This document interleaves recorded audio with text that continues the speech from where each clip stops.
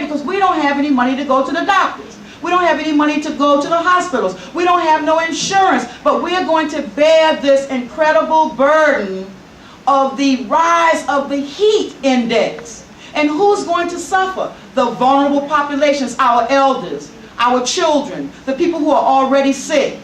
We're going to suffer from a sea level rise. We're already on the ocean, and the ocean is already eroding the land. And the developers are digging up sand, taking it someplace else so that they can create these resorts that we'll never be able to enjoy. And these are very complex issues because we need to know that with all that's going on at the Savannah River site, what will happen when these Category 4 and 5 hurricanes get worse?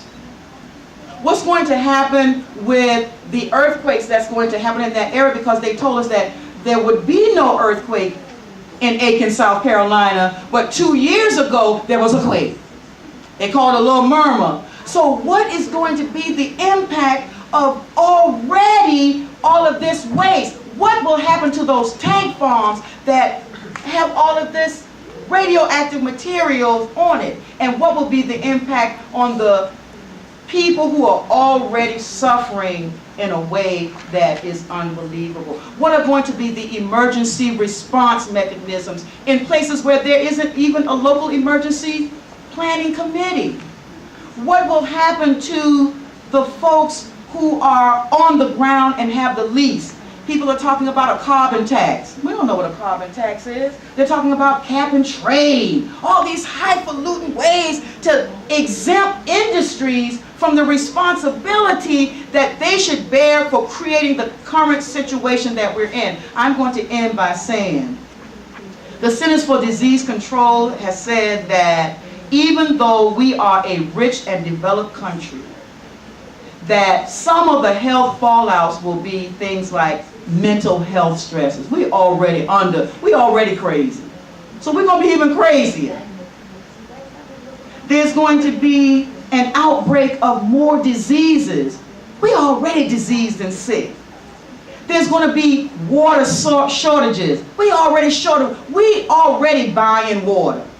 We are buying water because we cannot drink the water out of our taps. It's filled with lead. There's going to be mass migrations. We're already sick of traveling. There's going to be environmental refugees. People are going to be moving from your homeland to my homeland. And how are we going to take care of those people? There's going to be armed conflict because I'm going to be trying to get that 3 bags of rice that they're already rationing. Because I want to eat. I want my family to eat. So I want to thank you for listening to me. I hope that you'll be able to take the messages of these communities, because in the area where we work with the BASE initiative, we work with people both from Georgia and South Carolina, and these are rural. These folk in the country. You know, the country folk. These are folk who are in the country. They already are having a problem with the fish advisories that says mercury and radiation is in the fish, so we can't fish no more. We can't raise our gardens anymore because the land is already contaminated. And so we're in a hell of a fix. Please excuse my language, all young people. So I will again end by saying, ain't gonna let that kind of stuff turn us around, turn us around, turn us around. Ain't gonna let the abuse turn us around. We're gonna keep on walking, keep on talking, marching up to freedom's land. May God bless you. And Dene Care, which is an organization who is part of the BASE initiative, based in Colorado but works all over the Dene Reservation, is doing some amazing work to fight that power plant and to offer alternatives from the community's perspective. And so our next speaker is Dylan from Dene Care, who's a new young emerging leader in that community. So, Dylan. Thank you. I think I'd first like to start off by saying thank you to the Peace Development Fund and to also Diné Citizens Against Ruining Our Environment, the board members who allowed me to be here to represent Dene Care today. And also, I guess I want this presentation to be an honoring to my grandmothers. who can't be out here because the New York City is much too high paced and too frantic for them to be on the subway system, etc. But I'm entrusted by my community elders to be here and to be a voice for them. So I think this presentation is their honor. But as was mentioned, my name is Dylan Long.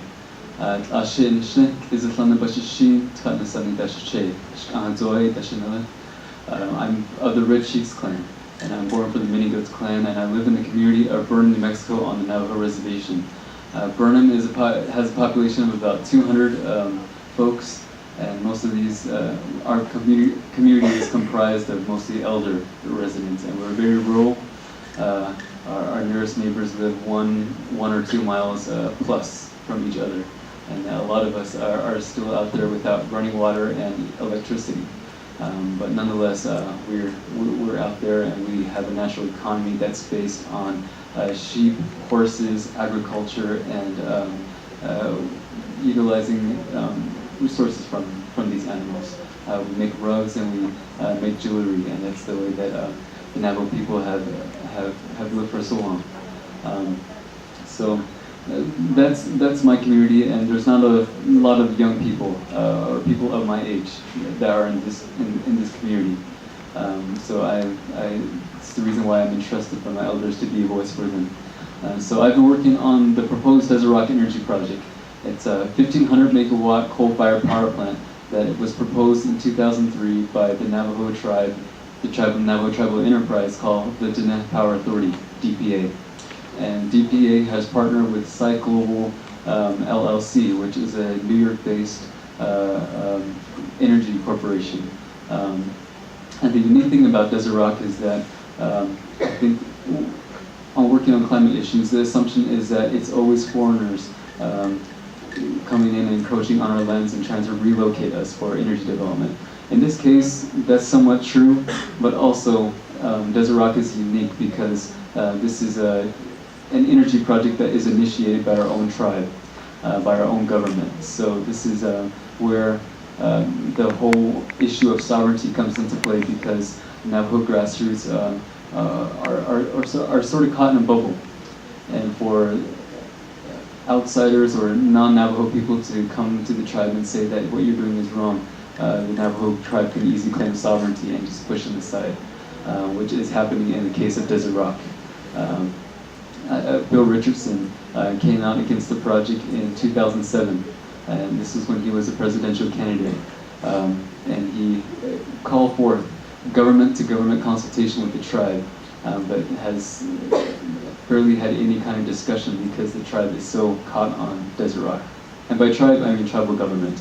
There are a few councilmen who are strong proponents and many who are opponents of the project. But nonetheless, the whole issue of sovereignty still plays in. And this is where Navajo grassroots come into play, an educational campaign and on addressing the issue and getting people aware of what the project is and what issues of global warming and what the project implicates for the Navajo Nation. So in the Burnham community in the northwest corner of New Mexico, in the Four Corners region, there's already 2 coal-fired power plants. And there's a study that came out by Purdue University just last week that said that San Juan County, our county, is the 6th in the nation for carbon dioxide emissions. And the San Juan County in New Mexico alone is the #1 source of carbon dioxide pollution. And we have the highest levels of nitrous oxide in the region. And so it's because of the 2 power plants, and we have 30,000 natural gas and oil wells in our region. And we have one of the largest, it's called the strip mine in the United States. For Desert Rock, there's a planned 25 by 25 mile coal expansion into our community, which would relocate us. And this coal, over 3 billion tons of coal underlie this expansion, and this would relocate many of us in our community. And in addition to that, we're left with the waste. There's 125 million tons of coal combustion waste that are within 15 miles of the proposed Desert Rock site. And all the coal-fired power plants in the United States alone do not generate 125 million tons of CCW per year. Yet this toxic substance is in our backyards, in our front yards, and all around us, unregulated. One can just imagine that on a windy day, this coal combustion waste flies freely over our communities, and many of us run frantically to our windows just to close it so this coal combustion waste, this coal ash, doesn't get into our homes. But there's still many individuals in our communities who are not aware of the project. So we the elders in my communities, Sarah Jane White and Lucy Willie, were the first two organizers, first two Navajo residents who learned of the project and went around the community asking people, what is Desert Rock? What is Desert Rock about? What is this new coal-fired power plant that they're talking about? And so bringing awareness like that, they started the Dora Desert Rock organization in 2004. So about a year after Desert Rock was proposed. But this is when all the information started coming out about Desert Rock. People started asking questions. For example, revenue. How much revenue will the tribe get from Desert Rock? Desert Rock is touted to bring in about $50 million in tribal revenue per year. And this is, Site Global wants the Navajo Nation to own 25 to 40% of the project, which the Navajo Nation doesn't have funds to do. So a lot of people are questioning, where's this money coming from? How did this idea of a power plant even come about? So $50 million in revenue and 200 permanent jobs and 1,000 construction jobs. Because of community people, because people have been educating themselves, becoming aware of the project and what it implicates. So,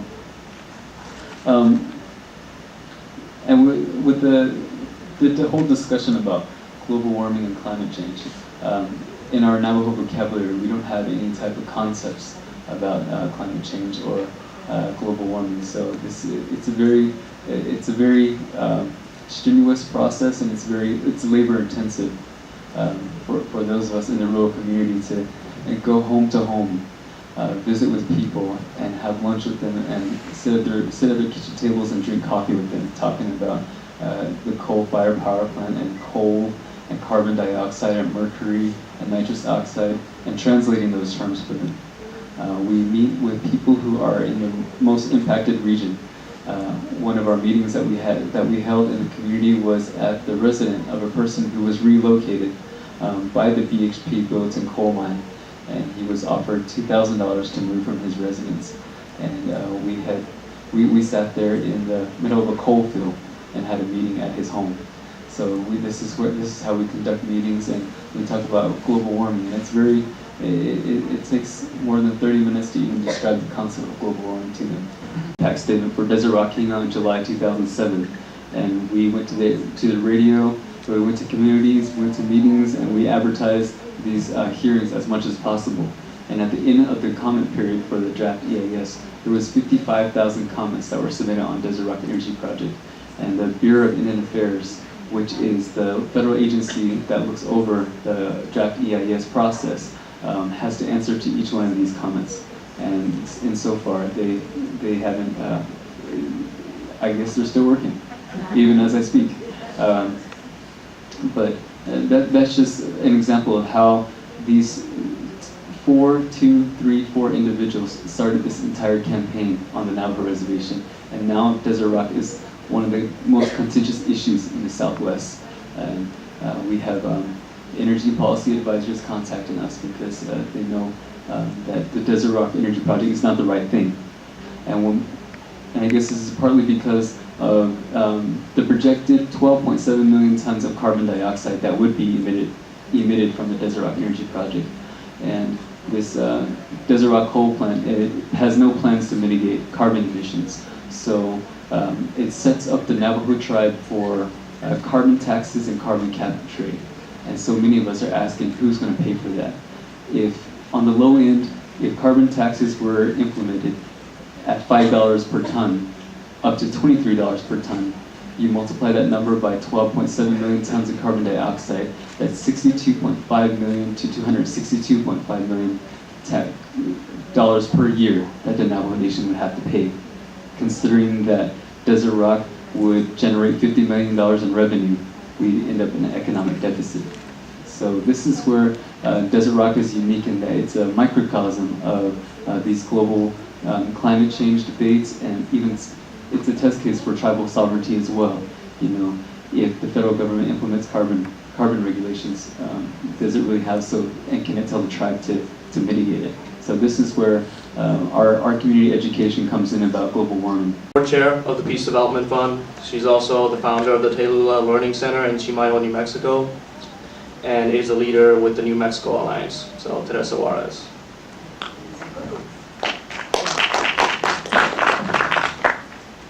I'm going to try to be brief.